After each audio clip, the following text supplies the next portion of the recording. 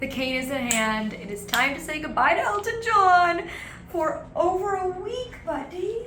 I have to go. And he has been so clingy. He has been so extra clingy with me lately. Like, I swear to God, he knows he's heard me talking. Elton John, can mommy have a hug? Can mama? Oh. He says, don't have to ask me twice. Oh, I love you, babies. Mommy loves you. I'm gonna miss you so much, but Grampy's gonna take really good care of you, just like when I was in Japan. Right? Yeah. And Lavender. Right. Her too. Lavender and Grandpa will both take very good care of you and be good comfort. Okay. Mommy loves you. I'm gonna miss you so much. Yes, you're gonna be fine.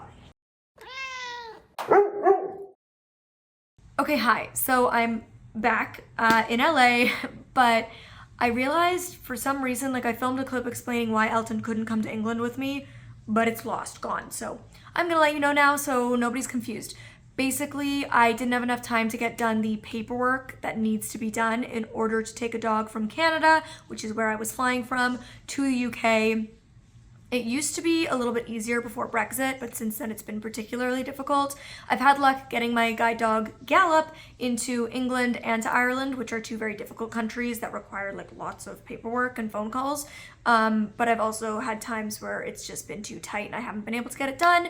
And this is one of those times. I was flying to the UK for a work obligation with a very specific date that the company selected, so I didn't have an opportunity to pre-plan and get all of that done. It's going to depend where you're flying from. Different countries are going to be quicker to get your dog into the UK than others, but for me, historically, it's taken quite a few months, and yeah, we just didn't have that time, unfortunately. But we had a fun time anyways. Missing Elton. So I'm drowning my sorrows with a delicious raspberry basil cocktail. Let's try it. Ooh, oh yeah, that's nice. I don't know about you, but I like to eat kind of like light and fresh before a flight. So I'm having this spring mix salad that smells so good. It has like feta, candied walnuts, veggies. It smells delish. We've made it safely onto the flight. I'm already very pleased with the outfit choice. You might have seen this outfit in the haul video I recently did. So comfy. It's actually the first time I'm wearing it, and I love to wear new items for the first time when it's like there's going to be a special memory attached to it. So now I'm always going to think of this outfit as like, oh, I flew to London in that. Here we're seeing some footage of Molly in the back of her cab after landing in London on her way to the hotel. We see some footage outside the window of the tan and white, really intricate European architecture, and it's an overcast day in London, which nobody's surprised about. Hello, it is the end of our first full day here. So we slept one night in this hotel room. This hotel is super cool. I'll put some B-roll here. Here we're seeing the hotel room. It has these earthy tones with an accent of purple, with a purple blanket on the bed and a purple chair in the window. The carpet has a really straight, organized pattern on it, is the best way I can describe it. There's a lot of brick outside. The bathroom is really long and large, actually. The bathtub and the shower are separate, and the bathroom has a lot of stone grayish browns, and the hotel lobby is beautiful. It has really intricate tile, more of those earth tones, really high ceilings. The dining area has really big windows with some blue accent colors in there to go with that earthy tone. There's velvet couches, those kind of Victorian-looking velvet couches in there. There's brick accent walls and beautiful, long, tall paintings organized on the walls. There's a room with some spray-painted art on one of the white brick walls, which is really intricate. This hotel is so beautiful. There's gold accent pieces. It's very, very pretty. It is called the Courthouse Hotel in Shoreditch, and it's literally an old courthouse, which is, as like a true crime junkie, I think is super cool. It's from like the 1800s. It was only converted into a hotel from like a police station / courthouse, I think 5 to 8 years ago. They literally still have jail cells in the restaurant where you can go like sit in the jail cell for your drinks and food, which is amazing. They have a beautiful pool area and a spa, and it's really nice. We have a little seating area in our room. We had our first night here. The only weird thing, I've never had this. They have no face cloths. Unusual. I've stayed in hundreds of hotels in my day. Never one without a face cloth. But other than that, it's delightful. The staff has been lovely. Something that's really cool is when I came, they had me fill out an accessibility form. So it checked off what my disability is, who my emergency contact would be, and how the hotel staff can best help me. And they also made sure to give me a tour to show me where the emergency exits are. And again, I've stayed in many hotels and I've never had anything like that. So I thought that was pretty awesome. Last night we just went for dinner and then went for a little swim at the pool, went to bed, and then here's what we've been up to today. First things first, I've got to get to Primark. Top priority. I love Primark, and there's a really big one at the Marble Arch on Oxford Street, so that's where we're heading. Is anybody surprised that the first thing I'm doing on my first day here is shopping? No, we're not. So we just grabbed a taxi. The London taxis are always so iconic. I love to focus on is the accessibility. So my mom was telling me when you get in, there's like one of the bright yellow lines for color contrast so that people with low vision can see where to step. And there's also high color contrast on the seat. The edge of the seat has yellow lines and then the seats are black. So again, you can see where to sit. But what I love as a guide dog user, God, I miss my Elton John. Anyways, what I love is if he was here with me, look at how much floor space he would have. He would have so much space to spread out. He'd be so comfy. Typically in taxis back in North America, I mean, they're tiny. It's like a regular car. He's a little squishy sometimes, but this would be perfect. Okay, so there's some other really cool accessibility features in this new electric London taxi design. So there's a ramp that's stored just underneath the door. So when you pull up, the driver just pulls it out for you and locks it into place. And then for other people with different mobility needs, there's a seat, like a pull-down seat right inside the door that actually swings out. So while you're sitting, they can just swing you directly out, so you don't even have to step down or roll out. You just step directly from your seat onto the sidewalk, which is incredible. And they even have different systems to be able to lock your wheelchair safely into place. Okay, I'm obsessed with how much Winnie the Pooh stuff they have at Primark because I've been on the hunt for a good Winnie the Pooh crew neck, okay? Because, you know, all my guide dogs are different Winnie the Pooh characters. We've got Winnie the Pooh, who is Elton John, main character energy. We've got Tigger, who has always been the iconic gypsy. Of course, Eeyore, my Galloping Gooseman. And Ben is Piglet. So I found this crew neck and I came into the change room to try it on, and the girl gave me the inclusive dressing room, which is nice because I do usually have my mom or whoever I'm shopping with come into the room with me to help me sort through the clothes and stuff like that and be my mirror. And I always use them when I have Elton John, that's for sure. So I'm pretty used to what accessible dressing rooms are like, but I've never seen one like this. Usually you're lucky if there's like a little stool or maybe a bench, but this one actually has this really accessible seating for anybody with mobility needs. It has all the different grab bars, has a nice cushioned back. I love this. First day in England, and I already met up with an internet friend. This is Katerina. She is deafblind. She has Usher syndrome, and she's also here in England even though you're from America. Yes. So this worked out perfectly. And do you want to introduce yourself and share what you do? Yes. Hi, everyone. I'm Katarina, also known as Blindish Latina. I'm a public speaker, content creator, and DEI consultant. And I focus on disability awareness, inclusion. I've got content about travel. So I hope that you'll connect with me. And I'm so happy to meet Molly today. If you like what I do, you'll like what she does, so check her out. I'll have her links below. Right, I just had a delicious lunch, and now we're just walking around up and down Oxford Street. We're gonna go to Selfridges, but I want to show you guys the accessible crosswalks here. They're different in every city, which I just love, I find so interesting. So here, what I love is that when you push the button, it actually lights up in bold, large print letters that says wait. So for somebody who's low vision, if you can't see the symbol across the way, you don't have to. You just have to look right here. But for somebody like me who can't see that, there's a spinning cone. So underneath the button, like hidden down here, there's this cone. And when you're supposed to wait, it's still. But the moment it's safe to cross, it actually begins to spin. So it's this really cool, like tactile way of knowing that you're safe to cross. At Selfridges, it's 3:30 in the afternoon and the jet lag is hitting my mom and I. But we've done well till now.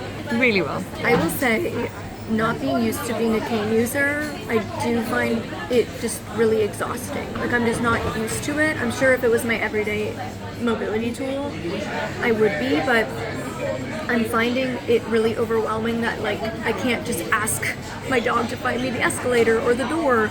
I can't ask the dog to find my mom for me, or you know, like to get me around things. Like in these busy environments like Primark or Selfridges, it's just like overwhelming. I have to think a lot more. I have to listen a lot more, think a lot more. And I think it's hard on my mom too, because she's not used to having to look out for me. She's used to Elton looking out for me and seeing things for me, you know? Oh, for sure. Like it's, yeah, really you have to kind of change your brain completely around, which is fine on a regular day, but when you're jet lagged and in a new city, it's, and filming. And we met somebody, you know, coordinating all those things. And I found out at one point I left Molly. I looked around, she wasn't there, and I go, oh, where's she gone? But because I wasn't following her. She's used to Elton would just like trot along behind her. For the most part, I've remembered on this trip. There was other trips where I just really didn't remember, but I'm much more mindful on We'll this see trip. how the rest goes, Neve. We're only day one. Don't toot your own horn yet. And I had a good night's sleep last night, so I'm not at my worst. But in some exciting news, we found mill crepe cake, which you guys might remember I fell in love with in Japan. Like, fell in love. It's my favorite dessert now.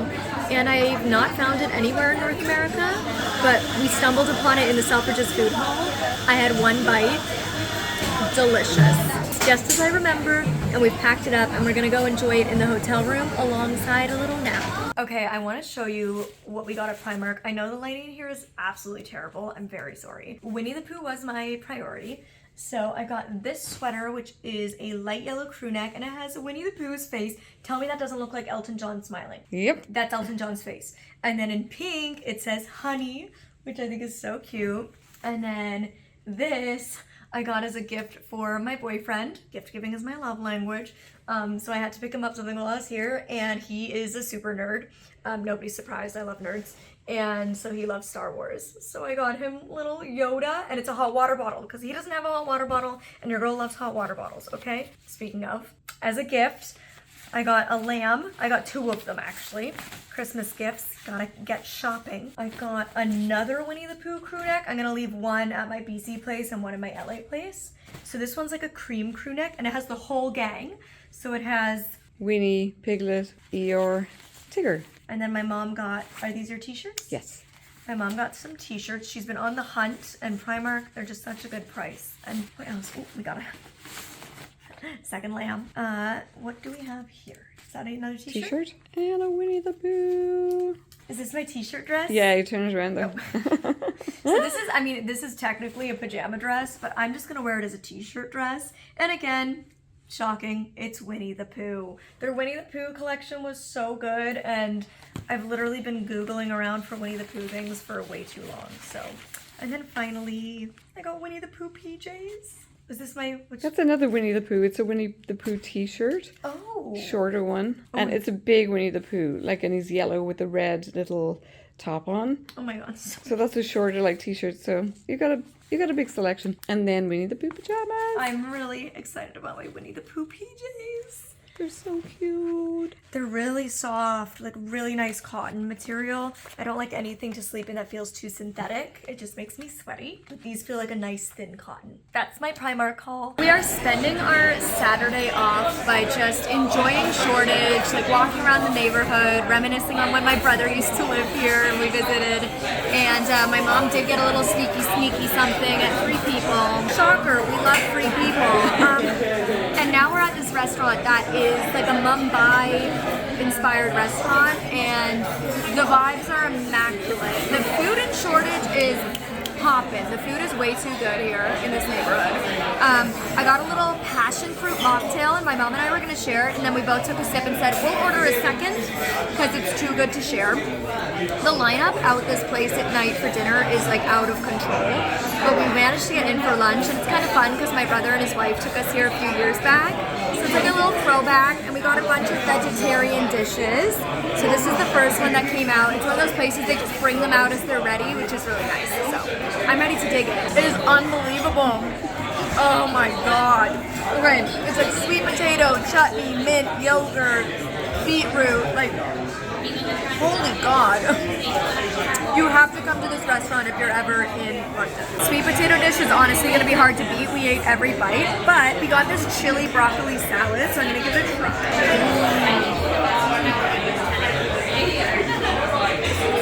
It's too good. It's so fresh.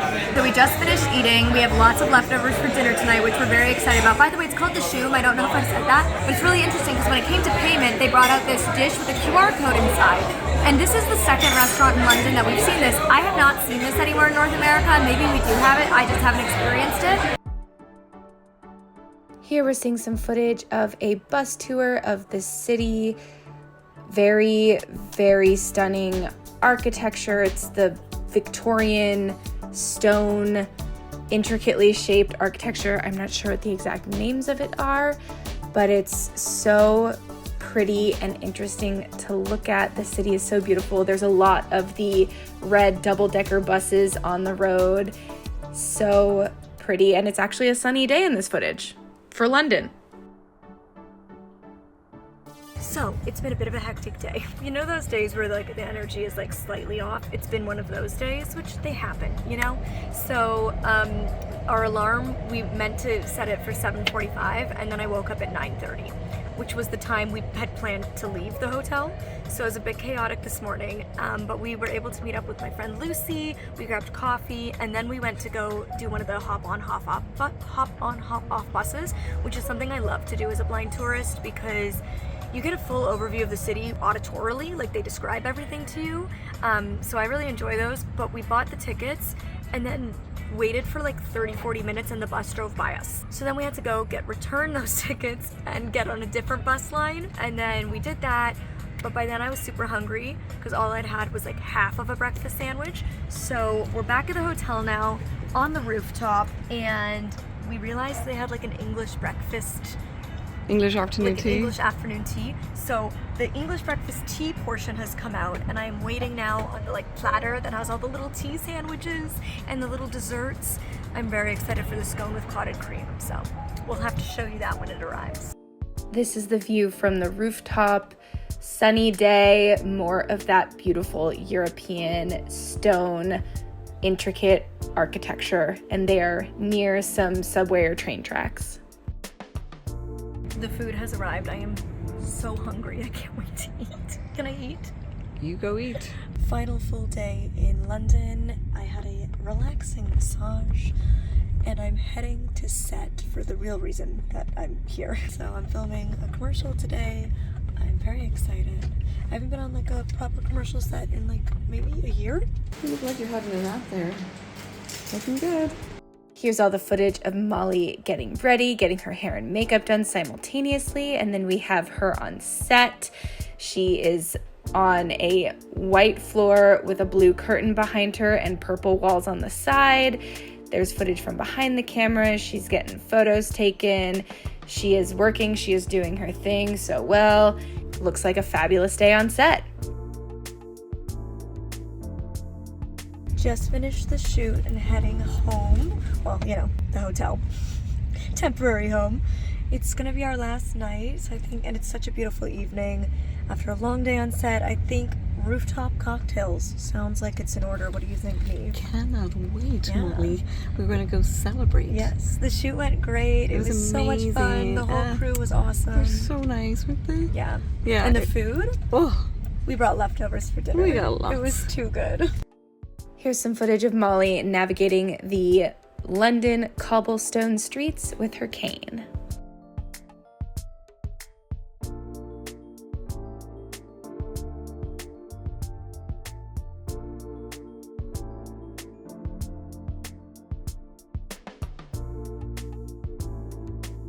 All right, the rooftop bar was closed, which was a little disappointing, so we wandered around and we found this restaurant that we ate at before that was so freaking delicious. The sticky toffee pudding was mind-blowing.